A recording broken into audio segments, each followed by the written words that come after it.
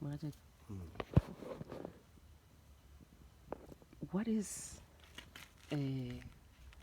where is Mesopotamia? Mesopotamia is the present-day Iraq. And so, Its old name, like for instance, most countries, they have modern names. yeah. They have their ancient name. Mm-hmm. As let's quickly take Kemet, Mm-hmm. The land of the black soil. The Arabs, then they came and conquered, they call it Egypt. So let's talk about the 10 European countries. They had their alien names. Okay. Anglo-Saxon countries. Yes. They had their alien names, the Scandinavians, Yeah. and the Nordic countries. Yes. So Mesopotamia is where is the current Iraq. What is the story of Mesopotamia before Iraq? Before What it is it? called Iraq. Yes. In this history, the histories of the cradle of mankind, the cradle of civilization. Like one of the stories of Mesopotamia, they like to say that Mesopotamia is the first place to invent the wheel. Mm-hmm. Mesopotamia is the first place to invent some writing, cuneiform writing. But then later, these things are disputed by. Are they predating the African civilization? No, they don't. It's just one of those. It's just one of those civilizations that the Europeans and the Arabs try to come up with to dispute the African civilization. Okay. Yeah. So you must remember that the Europeans discovered Arabs. They were the first.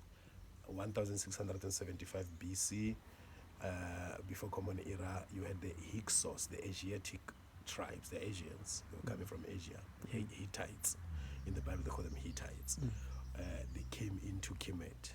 And then after 108 years of ruling Kemet, and then the Nubians in the south, the brothers of those in the north, mobilized together, kick them out of Kemet. Okay. That's when we have Exodus in the Bible. Okay. And then 525 BC, another Arab invasion, but this time by the Persians. Hold on. So, the book of Exodus, the whole book of Exodus, is based on actual historical events. Twisted. Okay. Because there they say the Israelites were slaves. And then had Moses to take them out. Take them away. So there were biblical scholars and people, they like to claim that there were slaves building pyramids. But the date of them being in Egypt, they've been in Egypt, pyramids were already 3,000 years in existence. Okay. So the pyramids existed long before these Asiatic groups came to Egypt. Now, them leaving Egypt is a different narrative. Okay. The Egyptians have it in their wall. The wars with the Hittites and so forth. Right. The Hyksos, they have it in their walls. Where they're chasing these Asiatic people out of Kemet. Kemet, yeah. So they changed the narrative. But no. They were slaves in Egypt, and Moses was freeing them, and Pharaoh, the Pharaoh, Ramesses II, enslaved them, and then his heart was hardened, and then Moses has to engage in the contest with him until he eventually freed them. So there is no archaeological evidence of Egyptian chariots drowning in the Red Sea chasing the Israelites. The story of where they were going is a trip of about 11 days, but they took 40 years to reach there. So it's a mythical story built around a particular story of the invaders who came into Egypt and kicked out. They were Hyksos, who were also called Habiru, which is what is called Hebrew. So who went into Egypt, ruled. They were very violent group of people. So the Egyptians have to learn more violence than them and defeat them and kick them out of Kemet. So they went back to Asia where they come from, Middle East. So back to Mesopotamia's story is that I was saying that from 1675 BC, the Asians became aware of this great civilization of Kemet. They wanted it, just like the Europeans today, what they're doing with Africa. And like if you if you watch these, the story of Aladdin, for example, Yeah. you know, the area that they, well, the scene is it's very reminiscent of ancient Kemet, Kemet, yeah. but it's in the Arab The world. world. It's in That's the what they say. And exactly. then they want to claim that this is during those times. Like for instance, America. Yeah. America, it's a attempt to copy ancient Kemet. Correct. You see it in the In American their seal. flag, the signal, what the seal of what The that seal of the eagle, United States yeah, of America. the eagle, The pyramid, uh-huh. in the dollar. Yes. You see that. Yes. Also the Washington Monument. Yes. The all the buildings, the Yeah. White House Yeah. itself is Yes. taken straight out of Kemet. Correct. These buildings with pillars. Right. Yes. This pillar thing. Very high Yes, walls. you still can yes. find that in Kemet. Tallest building Yes. with pillars. You Yes. get them in Kemet. That is the first blueprint of that. And they went in and copy that. Yeah. So most of the ancient world, Egypt was a superpower of the ancient world. Yeah. So everybody else wanted to be like it. The Greek scholars studied there. Pythagoras studied in Egypt for about 22 years. He actually failed mathematics for 22 years to go and become the father of mathematics in the Western world. But in Kemet, he failed He mathematics failed. For 22 He's years. a dropout. Yeah, he's Yes. a school dropout of Yes. Kemet. The studies of Kemet, you were studying for 42 years, not for 22 years. Yeah. He failed. He for failed 22 and years. dropped out. I dropped out. Yes. And go back. And went there as an expert Yeah. of sorts. Yeah, I went back to Greece with the theorem of Pythagoras. It's all about pyramids, Yeah. about triangles, all of that. It's all about pyramids and all of that. He failed. So just like today, no other civilization in the most advanced form, the Chinese, Yeah. they've all done They the studies can't of the pyramids. replicate this. They can't even tell you how this how thing was it- built. yes, Up they until can't. now, it's speculative theories how the pyramid was built. Yes. They tried everything. They tried to replicate True. that, come up with their badges, and they're thinking in the context of the modern world that how did these people build this tall building without cranes? They did not have cranes or whatever. But they can With such precision, by the way. exactly you with a know. serious mathematical precision. Mathematical precision to some of the constellations. Yeah, the constellation, yes. the golden meridian, Right. Like you see when Zaluyalanga is, all the way to the Great Pyramids of Giza. Right. Same Straight line, line. straight line. Yes. You understand? Such kind of precision. Yeah. Yes. So, and that is why even lately they attribute it to the aliens. So there is a program that the Europeans have made now. It's called Ancient Aliens. They call them the ancient astronauts. So they try to identify things that look like spaceship, things that look like Yeah. alien characters.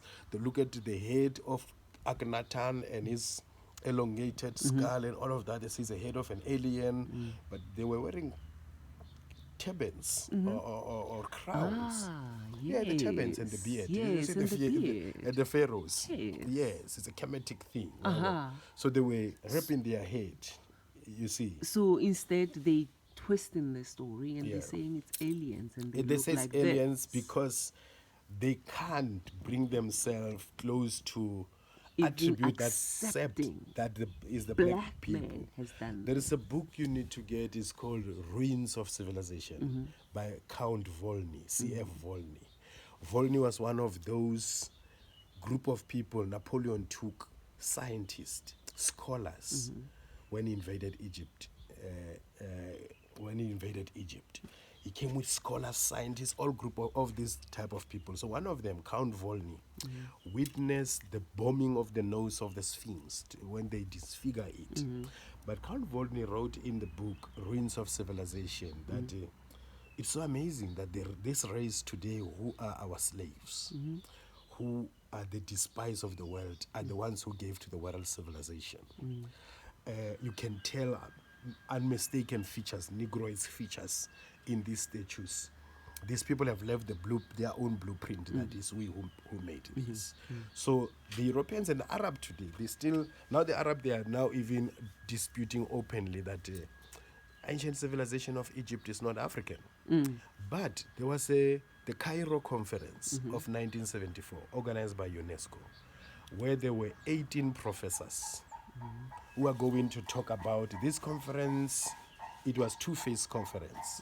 The first phase was about the peopling of Egypt. And then the second phase was about linguistics, something. I forget the details, but it's one of my favorite frame of reference because that is a modern scholarly evidence.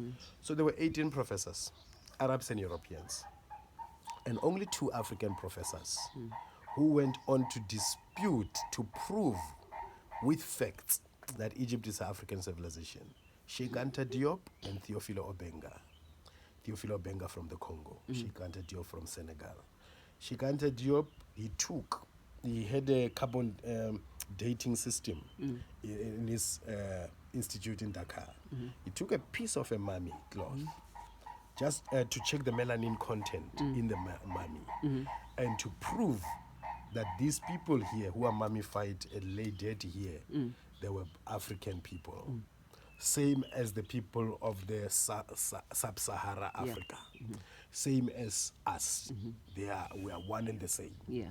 So over the years, the Europeans and the Arabs, they've been invading in rewriting that history of Kemet.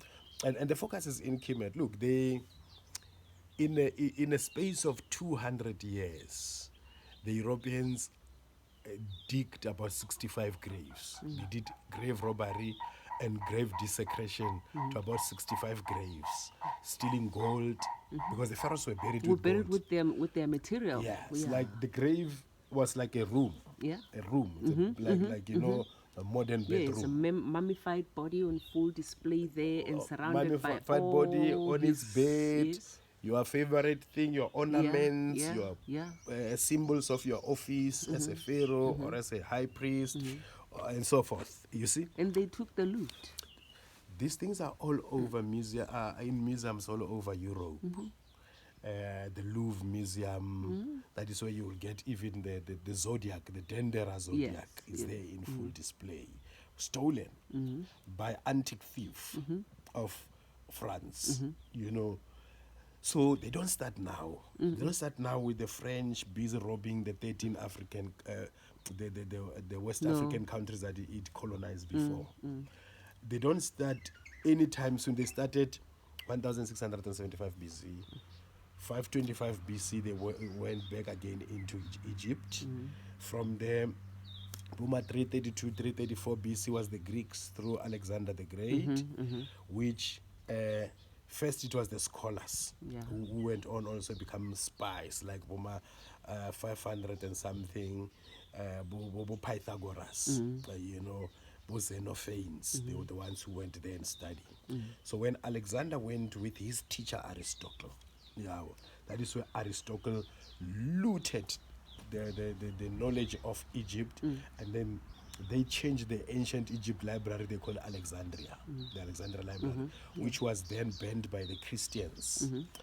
Cyril, Bishop Cyril of Egypt, who was stationed in Egypt. He then banned it down. Wow. Because they banned it, they killed one woman, Hypatia. They killed her in a public display, killed her publicly, because she was a philosopher. Look, Christianity, when it started, it was disputing a lot of things. Astronomy, all of these things of the zodiacs, and people are talking about the spring equinox and whatnot. Christianity considered that to be pagan festivals. Yes. The teachings like philosophy, anything that the church did not prescribe, they will consider it heretic, and people were killed for that. So when these Christians were emboldened, now in their early stages, as a conqueror religion, because it had the begging of Rome, you know, that is now when Egypt has stopped being ruled by the Greeks and now is ruled by the Romans. Okay. Because the Greeks came in, replaced by the Romans, and then the Arabs, and then the French, and then the British. That is where Sir Wallis Budge in 1888 get to compile all this papyrus and put them together and make the Egyptian Book of the Dead, which is a compilation, which is a funerary text. Yes. There was no book called the Book of the Dead. He called it the Book of the Dead. Yes. The Egyptian, they call it Petem Heru, the book of the coming forth by day and night, or coming forth from light, from darkness to light, the book of light. So now this is a civilization that over the years was coveted. Now in one of the claims, like today now, the latest, 3 days back, I saw an article from this News 24 Google News thing. They say now they have discovered a skull, a hominid skull, which is dating 8.7 million years back, which is, they found it in Turkey. So they are saying it looked like Africa is no longer the cradle of civilization. The cradle of civilization is Europe. So there is a constant. They did it in the past couple of years back. The Piltman Yes. thing. They came up with this bone. They said it's a Piltman. What? You know, they make a big hullabaloo about it. Like how they have the Naledi, Homo naledi. Homo naledi, the Dinknesh, Lucy, and all of that. So they also had the Piltman. But they only found that this bone is a forgery, the skull. Because the idea is to constantly shift the focus and change the narrative and history that Africa is a cradle of humanity. Yeah. They can't accept. Africa is a cradle of civilization. It So gives the Mesopotamia... it gives them no peace. Yes, so the Mesopotamia thing, it is the cradle of the Arabian civilization. The Arab civilization began in Mesopotamia. Most civilization, they began by the river, like the Nile Valley here. The Nile Valley high culture that stretches from Congo to Egypt. Okay. Hence we say to the people that Egypt is in the end of the Nile, not the beginning of the Nile. So where it began, it is in the heartland of Africa, in the kingdoms of the Bantu of the Bokongo, and it went all up there. And the Egyptians themselves, in their own records, in their own papyri, they record that we come from the beginning of the Nile. Yes. We come from the foothills of the mountains of the moon. We come from where Goddess Happy come from, where Goddess Happy dwells. Papyrus of Unefa, all of that, they state the origin where they come from. And where they are pointing, it is in the heartland of the land of the Bantu, in Bukongo. You understand? And it goes through Burundi, Rwanda, Uganda, Sudan, all the way to Egypt. So the idea is to change that history began, the oldest civilization come from here. So when I still went to school in Gobodi Standard 7, or when we were doing history, they were teaching that Mesopotamia is the beginning of civilization. Like our apartheid education, they were teaching that civilization. Mesopotamia. I remember. That's it came to me because I was trying to go Standard 5. Yes, Standard 5 actually. Yes, history of Standard 5. Teacher Romongwe. Mesopotamia. And it kept ringing in my head. Yes. So Mesopotamia is where the European education taught us that civilization began in Mesopotamia. They never said Egypt. You know, Egypt, the only time we were taught about Egypt was that it's in the Bible. It's in the Bible, and it's this evil kingdom that enslaved the Pharaoh, to the point that most of our people who have not studied history and Egyptology and Kemetology, they think that a Pharaoh is the name of a person, this particular person who was evil to the Egyptian. But Pharaoh is a title. It's a title, like a king. Like a king. Yes. That was carried by all the kings of the 30 dynasties of Kemet. Yes. So it's a title. Yes. But now if you approach it through a very linear, through Bible. Yeah. Because most black people, they know Egypt through the Bible. Yes. Now they're siding with the Israelites, who are Asians, and hating the Egyptians, who are Africans, who are their own people, their own ancestors. And on the basis of the biblical story that this one did oppress these ones. So they identify with Israel. That is why you go throughout this country, all of these black Christian churches, they talk about Mudimu wa Israel, or about the God of Israel, Israel, because of those things that Jerusalem, Ekaye Jerusalem, but you're in Africa. People are talking about the promised land, that they were promised a land outside of their own continent, like there in the Middle East. In the desert. In the desert. And then you're living all Leaving this all beauty, this. all this fertileness. This is a serious level of mental disturbance. Yeah. You understand? So, Mesopotamia, how it came to us in our vocabulary, we knew that by the river Euphrates and the river Tigris, that is where there was a civilization. Civilization between two rivers, Mesopotamia. Actually, I think Mesopotamia means a land between two rivers. This is what they were teaching us in Standard 5. Yes. That Mesopotamia means a land between two rivers. Which are those two rivers? Euphrates And Tigris. and Tigris. And where are they found? Iraq. Yes. So this is the story of Mesopotamia. So then All they the show way that on the other side of the Suez. Even the Suez was the other day. it was just dug up now. The other day, Yeah. 18 something. Yes. By the French, Yes. right? That is when the French were invading Egypt. Yeah. Yeah. But the Mesopotamia civilization is something that goes to about 500 BC. Understand? Because beyond that, you don't hear them. They are not in history. But beyond that, like 500 BC. Yeah. And they are telling us this is the oldest civilization. These people invented writing. These people invented a wheel. Their writing is called cuneiform. But look, Kemet had the hieroglyphics as far back as 3000 BC. In fact, when they were making that discovery, the pyramids were there. They were already there. When they're making discovery, the pyramids were there, Yeah. hieroglyphics were there. Yeah. Not only, Kemet had actually 4 different type of writings. Is the hieroglyphics, is the hieratic, is demotic, and is the meroitic. And the meroitic script, the meroitic is taken from Sudan. Now, the Europeans deciphered these 3. Yeah. Actually, yes, that conference of Cairo, the Cairo conference, Yeah. it is called the Peopling of Egypt and the Deciphering of the Meroitic Script.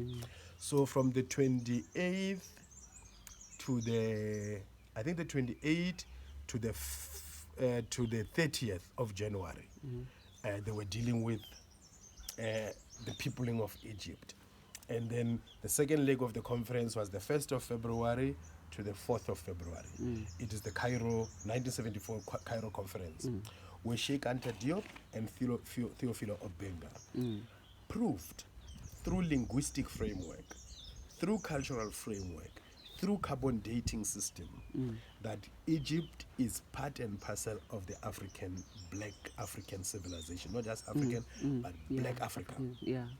The same way as Sudan, Uganda, Bukongo, Mapungubwe in South Africa, Great Zimbabwe in Zimbabwe, Kami in Botswana, all of these things are the same black civilization. And true to the fact, they're like that. They're all stone civilization. Go to Mapungubwe, you find piles and piles of stone buildings. You go to the Great Zimbabwe, the entire complex is stone without even using a mortar. You understand? Putting up big structures, understand? So you go all the way up, you find this civilization all the way to Kemet.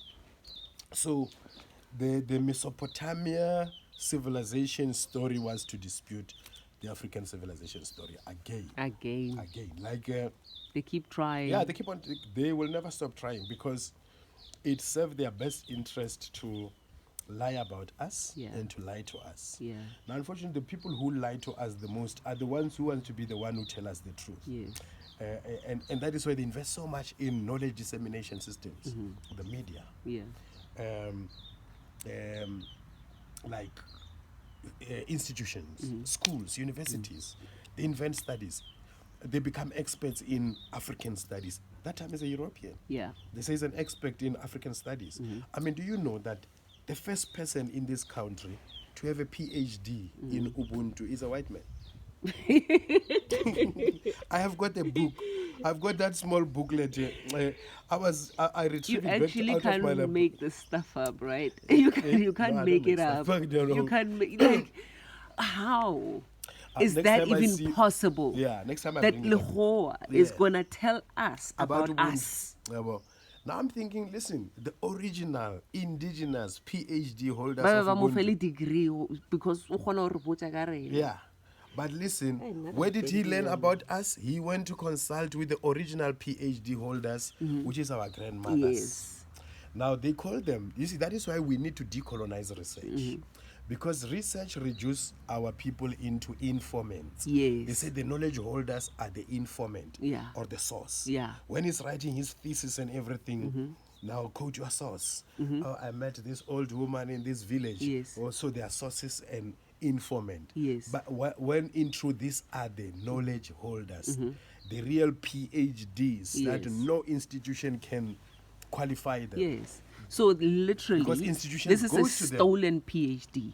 It's a stolen like a whole lot of PhD. things Like that they do all about anybody, us. yeah. Yeah. You can't come here and come and tell a whole people that this is a study about you, Books that Europeans and I wrote, know you better than you know yourself. books It's that very books that Europeans wrote about us, they belong to the dustbin. We're Yes. supposed to throw them to the trash it's very bin. disrespectful. Yes. And we need to start respecting ourselves and demanding it. That is why you see within the framework of our institute, Bantu Soul Society, Yeah. and this is one of the things I presented at the Indigenous Astronomy Conference hosted by the University of Northwest, their IKS, their Indigenous Knowledge System Department.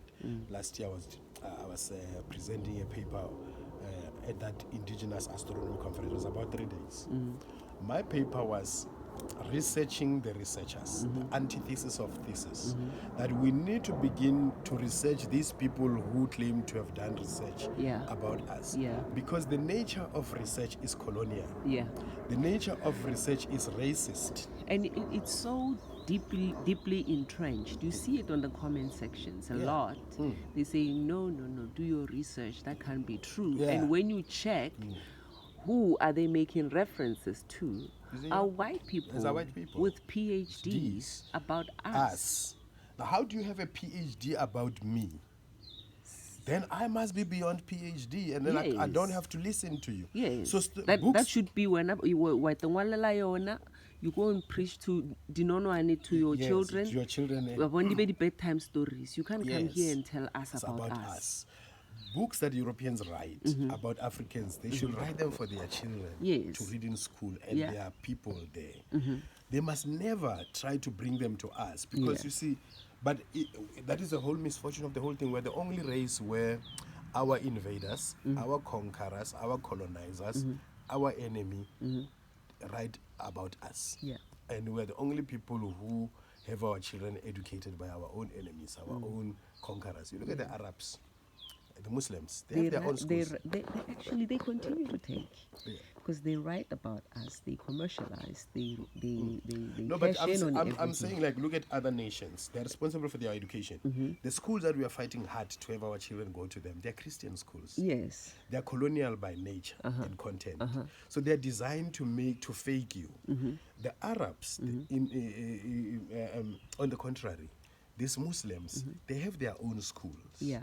Where they're teaching their own value system. Yes. That comes out of their own religion, Islam. They have their madrasas and Right. everything. You go to the Hindus, they have Yes, the they same do that things. as well. Now, what people are we who do not find it necessary to take responsibility of our own education? Yeah. Why do we find it necessary that we have to go and integrate and study somewhere and go and write a PhD where you have to quote about 80 dead white men to make reference of their books in order to qualify you? At that time you're quoting, most of these white men you're quoting, they are long dead. You understand? Sigmund Freud, all of these guys are dead and gone. And when you go into do psychology, you must be quoting them. So we validate ourselves through them, through their lens. So they qualify our aptitude, our mental saneness. Right. That are you are you Right. intelligent? Are you understand? Yeah. So we measure our intelligence by them. And this is the thing, that civilization is coming from the Western world. So the Western world decide when are we ripe for civilization. They give us this classification. They are the first world and we are the third world. So meaning they call you are developing Developing countries. worlds, yes. So that means you're coming nice in their tutorial. You're there to You're they're your cruising tutors. nicely. Yeah, you're cruising nicely. According to their own Yeah, there's own standard or their own framework. standards. Yeah, yeah. So Barometer. standards and values that are used to measure us Yes. are European. Education that is designed to measure us are Europeans. That is why in places where we were colonized by English-speaking Europeans, we put forward the best English. Yes. We had a population that was laughing at a president who can't speak English properly, Jacob Zuma. Yes. And yet in no time he host other president who can't speak English at all. At all. Bu Xi Jinping, Bu Putin, Bu All our Brazil, France, Bu India. Lula da Silva, Bu Modi, understand? And then we don't say, but these presidents, Jacob Zuma speak better English than them. Yeah. But we think he's not educated because we measure education by In perfect that- English speaking. yeah. That if you speaking perfect English is a mark of intelligence. So we turn it into a mark of intelligence.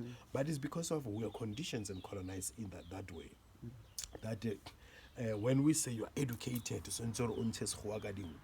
you know, you must be speaking that English with a twang and all of that. You understand? So now that is our condition. But if you go to West Africa, in Francophone Africa, you find that the truth is the same with French. With French, About yes. the elite, the ruling class, the Yes. middle class, Yes. and the educated of those countries, they speak perfect French more than even the French people. I mean, They even class themselves accordingly. you know. Yes. You see, they even class themselves. Where the Belgians also invaded and ruled, of course, I think they were using also French. They call them the evolvees, like the educated blacks, that they're the ones who have evolved, Yes. the evolvees. You know, like if you read the book Bantu Philosophy by Placide Tempels, a French, Belgian missionary who was doing some work around the Maluba people in the Bukongo area. He wrote a book called Bantu Philosophy, you know, which most of our black scholars are disputing that. Again, Christian priest. And his thing is quite very clear that the reason he's studying us and publishing our writing is to make it easier for the fellow white Christian missionaries to convert us. Oh. Yes. So these people, they come and do studies about us you see, this is a group of people. They have the advanced forces who came as if they are priests. Yeah. But most of these priests wrote books. Yes. David Livingstone, a priest who carry a gun and an explorer, and he write books, and he's a psychologist, you see, and a Freemason, you know. And even the places where they get buried, some of them. Cecil John Rhodes, Ed Matopos, the most sacred part of the Shona culture, is buried there. Understand? They even know these things, that this is most powerful energy centers of the earth. This is why I'm getting buried here. Yeah. So Robert Moffat,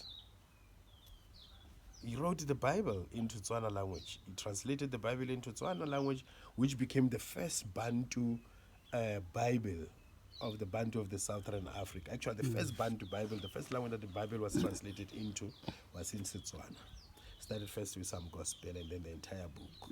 And then that was from 1845 to 1856. The Gospels, this, and the Bible, the full book. When the Bible came to Bapedi, it was translated in Sepedi in 1896, about 45 years after the Setswana Bible. And then they go on, like the Xhosa's Bible also, 1895, around that time. So, but these people were not just innocent missionaries, they were spies. They were coming to prepare the place for our colonization. And they wrote about us extensively. They stay with you in the village for 10 years, writing your mannerism, they're compiling everything. The library is full of books like that, you know. The Bantu story. The other one, I video I video shot another one. I was in the library. It was about the Bantu. I was just checking those books. Like I said, that my preoccupation as a director of Bantu Soul Society is to research the researchers. Yes. It is to present an antithesis of this Of thesis. Understand? Because therein lie our colonization through their research. Yes. Them telling our story. We have a saying that tales of the lion will always glorify the hunter, until the lion tell their own tales. So, and there's a predicament we're at now. We have to tell our story. Own tales.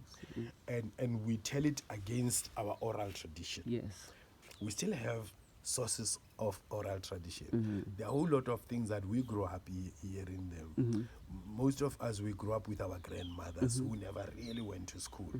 So therefore, who have their uncorrupted indigenous knowledge system, something that they did not hear from the white man. You wouldn't say, when listening to them, you are listening to the regurgitation of what the white man wrote and taught in schools.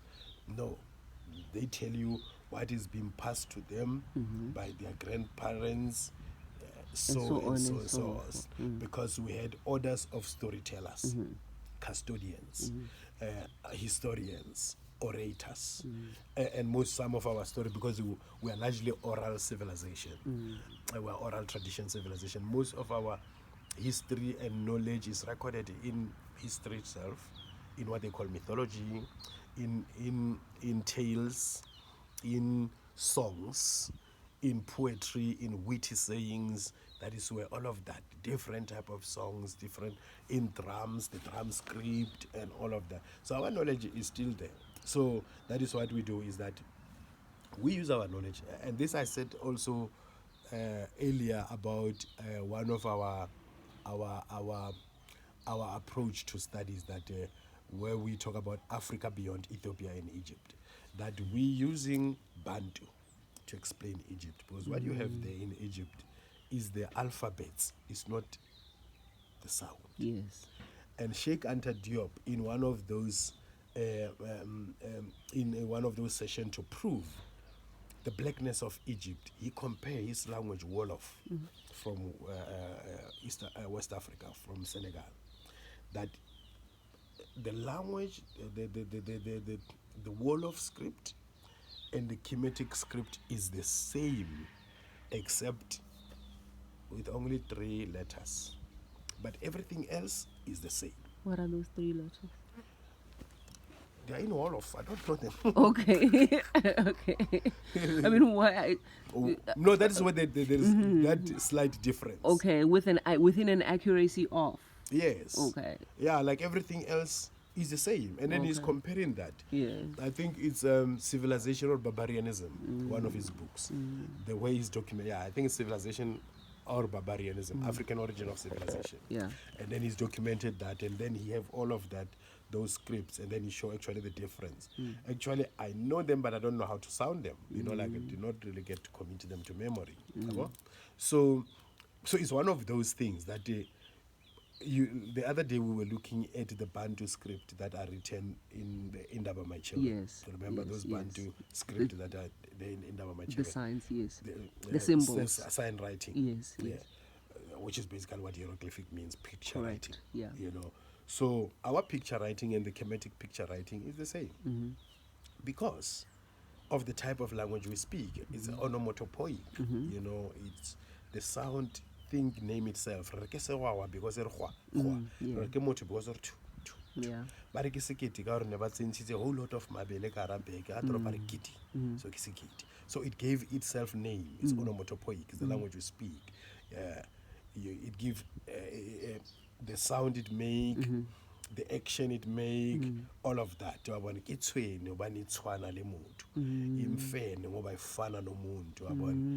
Yeah. So it is the nature of our language. It's onomatopoeic.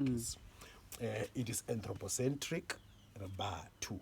So meaning Mutu is in the center of everything, is central to everything. So it's anthropocentric, and it is anthropomorphic. Is mutofaja, even it is mutu-centered. So So everything that is why in Alebudi you'll see half animal, half human. Yeah. And then people who are not learned in that. But if you translate that directly, it's a lot of moto gimpia or monna gimpia. Even you want to monna gimpia, our picture writing, what are you gonna do? Yeah. You wanna draw a dog with a human head. Yeah. That's it. So that is the language, the writing system, the script, the vocabulary, the syntax and the lexicon and all of that. It is coming from the nature of our language. It's onomatopoeic. The structure of our world view and life view is anthropocentric. It's human-centered. It is based on anthropomorphic. Yeah. But the sun can't be angry because it's not human, doesn't have human emotions. Anger is human emotion. The sun is the sun. Yeah. No. Because we see it's so hot today le ga gauge. Wa bona pula ya gana gona. Wa bona pula ka sa no ra itse gore nna. Wa bona ngaba ina makwava na. You know. So but because we are Bantu, everything begins with us, Motu. We're in the center of our universe. We're in the center of our existence. So, remotofaja, a lot of things that are not Motu. Yeah. Understand? But one thing that we have never invested much in remotofaja, Mudimu. Yeah. Yeah. Even the language, Rebolela ka Mudimu as an entity. Yeah. Mudimu o lerato. Yes. Wa bona. Mudimu o boitshepo. Wa bona. Mudimu o moholo, Mudimu o mokgetho. Modimo wa kala bohloko. Yes, because Mudimu belong to the third class of the Bantu noun. Ntho re nka spedi ba le goro la mome. Mantswe a le goro la mome. Mollo, fire. Musi, smoke. Muani, mist. Muokodi, rainbow, metsi. All of these belong to this third class of the Bantu nouns. Le goro la mome. Atomaga mo le me. And all of them are natural forces. And all of them are non-human. All of them, moya. All of them they don't have plurality. That is why Badimu ase Mudimu ka bonchi. Are Mudimu Badimu. Mudimu aona bonchi. Mudimu is the all. All in all, the fullness that fill all in all, the totality, the totality, the unity of all that exists. Yes.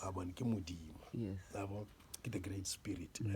Some attribute of Mudimu. Yeah, like Malidoma Sumei would describe as the great spirit. Yeah, it's a great spirit. Even when you check in my children, talk about the great spirit and the great belief. Yeah. The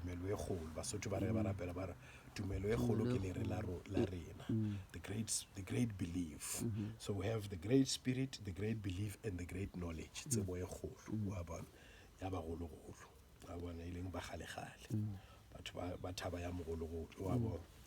so rena a re bolela ka bathaba tša sione o bolela ka thaba ya mogologolo a bone ke mo bao re bolela ka bagologolo re bolela ka bagale-gale re bolela they call them Bantoro when you go up to Africa among the Bashona and other Bantu speaking groups of people.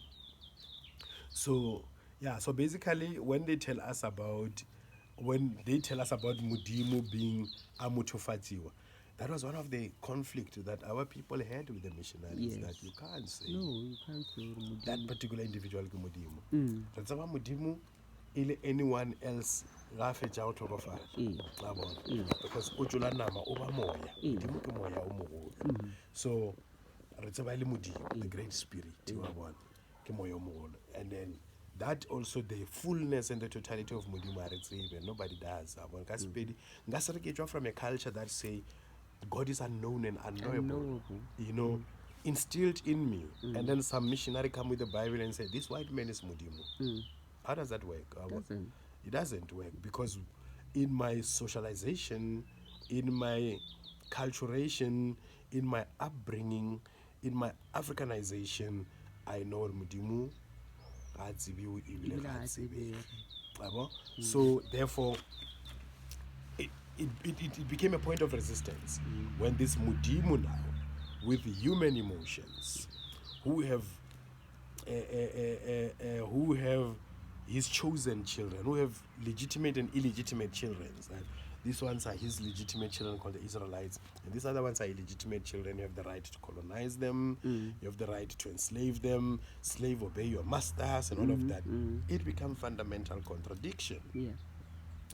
It's the highest level of abuse that we black people had to go to in order to arrive at the adjustment of Jesus being our savior, where we were highly abused, mentally, psychologically, and physically. You must remember, in the early stages and in some other part of the world, Jesus was beaten into a black man during slavery. Jesus was beaten into a black man. The first time black people in some other parts of the world, when they met Jesus for the first time, was in the slave ship, being packed like sardines in a slave ship. The first time black people get to know about this called Jesus is when they were forced to work in the slave plantations, and then being told that now it's time to take a break, it's Sunday, we're going to pray, and then they're being taught about Jesus. Now, most of our people, our ancestors, their initial encounter with Jesus was not in a good terms. No. Now, today to find black Christians and telling us that, hey, I have accepted Christianity out of my own free will. Obviously, you're comparing apples with bananas. You're not living in that era where he was first introduced. Now, we're talking communally. We are a community of people. When we greet in plural. Dumelang. So you represent all that came before you. So you represent all that came before you. So when we talk about Christianity, we talk about Christianity when it first encountered those who came before you. So you are here representing those who came before you. Now those who came before you, if I take myself back to the days of King Sekwati, Esemopedi, take my days back to my first king, the first encounter of Jesus, the first encounter of my king with Jesus, Hoshi Sekwati. It is not pleasant because they were telling him and his Mapedi people that there is a great king called Jesus. And they're thinking, I wanna know. It is. And mostly if you go now, the first encounters.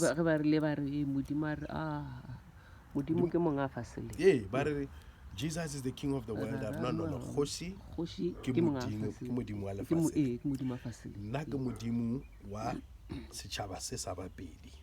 Understand? So, and which is true when it comes to the anthropomorphic aspect of our sacred royalty. Our kingship are based on the divine kingship, are based on the Son. Are based on the divine kingship. Now, divine kingship, it says that the king is the chief representative of God on earth. When you see the king, you see God.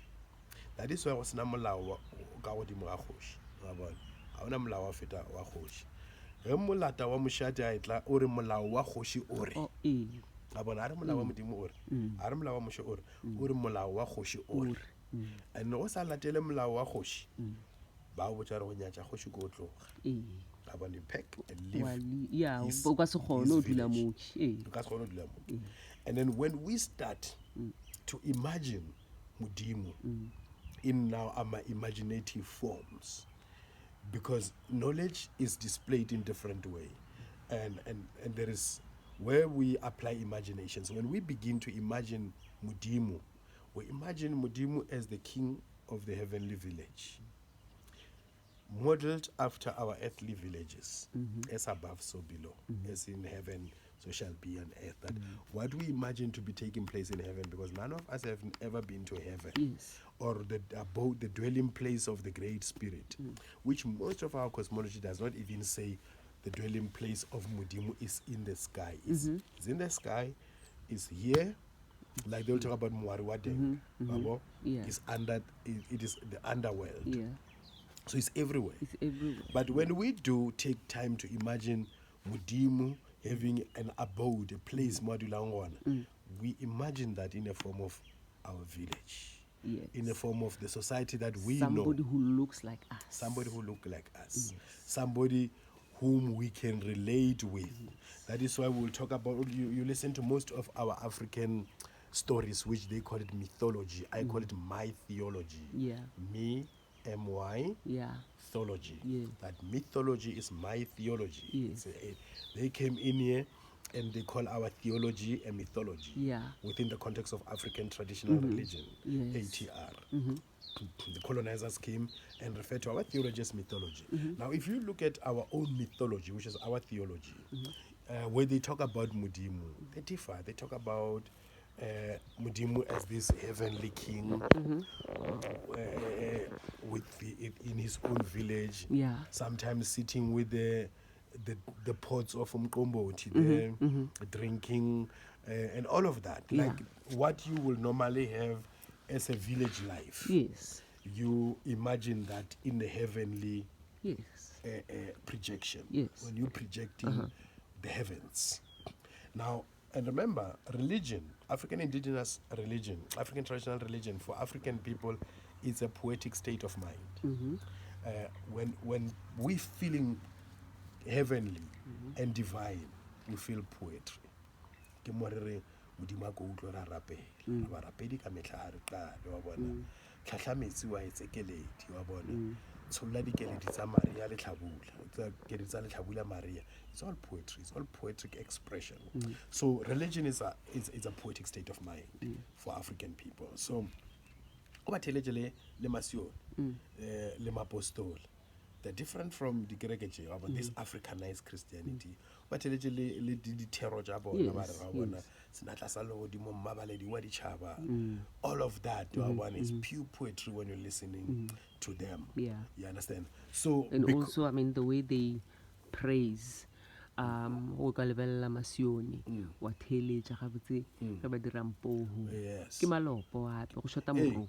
ke malo ape mpo, most of mpo e from malopo, and naturally so, because it's about Pedi Christianity, just like Shem is a Zulu Christianity. Just like there was a Xhosa Christianity, Mangonde, Xhosa, you had the earlier form of it, the Tembu Church, Nehemiah Tile in 1885, 86, 87. They formed the Tembu Church, which was based on synchronizing or syncretism, African tradition and Christian religion.